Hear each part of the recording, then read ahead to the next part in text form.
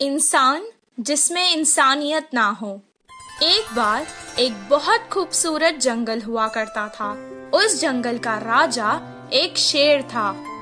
वो जंगल के हर जानवर को अपने बच्चों की तरह ही देखता था और इसी तरह सभी जानवर एक साथ मिलजुल कर रहते थे।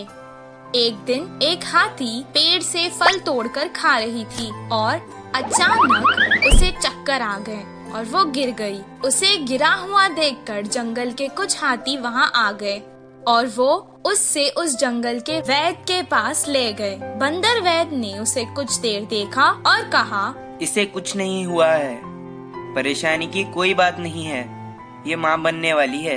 ये खुशखबरी सुनकर जंगल के सभी जानवर खुशी मनाने लगे। गधे ने हाथी से कहा, अरे वाह, अब बस आराम करना और मेरी तरह भारी चीजें मत उठाना।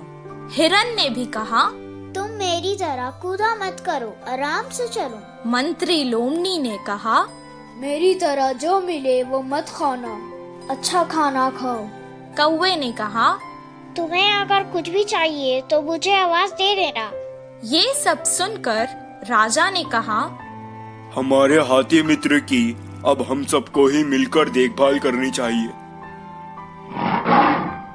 जंगल के सभी जानवरों का ये स्नेह उसकी तरफ देखकर हाथी को बहुत खुशी हुई। हर कोई उसका ख्याल रखने लगा। उसके पेट से वो बच्चा भी सब देखता था और खुश होता था। एक दिन उस मासूम को प्यास लग रही थी। माँ, मुझे बहुत प्यास लग रही है, पानी पी लो ना। वो जंगल के पास की नदी के पास गई और पानी पीने लगी।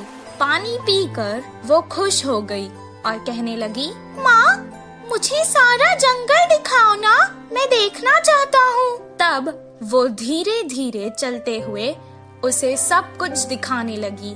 उस खूबसूरत जंगल को देखकर उसके बच्चे को बहुत खुशी हुई। अचानक वो रास्ता भटक गई और जंगल के पास के गांव में आ गई। उस गांव में 2 शरारती बच्चे रहते थे। वो हमेशा सबको सताते और खुश होते थे। गांव के मुखिया की कई डांट पड़ने के बाद भी वो ना बदले, बल्कि उनकी शरारत दिन ब दिन और बढ़ती चली गई। कुछ दिन बाद उन्होंने सोचा कि पटाखों के साथ कुछ शरारत करते हैं। तब उन्होंने वो पटाखे एक अनानास में भर डाले और रख दिए। तभी वहाँ से वो हाथी जा रही थी। पटाखों से भरा अनानास उन्होंने उस बेचारे हाथी को खिला दिया।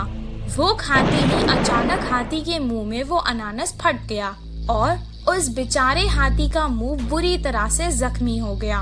वो बेचारी तड़पती हुई यहाँ वहाँ भागने लगी, लेकिन उसे ऐसे देखकर उन दोनों शरारती बच्चों को बहुत मजा आने लगा। वो भागते भागते वापस जंगल आ गई और अपने मित्रों को सारा हाल सुनाने लगी। वो सब एक जगह जमा होकर बहुत दुखी हो गए।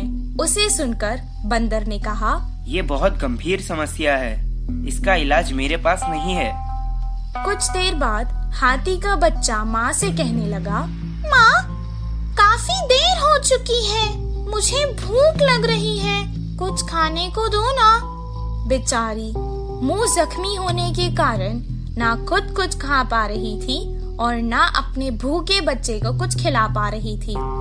वो वापस नदी में गई और पानी से ही अपने बच्चे की भूख मिटाना चाहती थी। कुछ देर पानी पीने के बाद उसने अपने मासूम बच्चे से रोते हुए कहा, बेटा, मुझे माफ कर देना, मैं तुम्हें इस जालिम दुनिया में नहीं आने दूंगी। इतना कहकर उसने अपनी जान दे दी। हाथी की मृत्यु देखकर जंगल के सभी जानवर दुखी हो गए और उस घटना के बाद कभी कोई उस जंगल से बाहर नहीं गया। इस कहानी से हमें ये शिक्षा मिलती है कि जिस इंसान में इंसानियत ना हो वो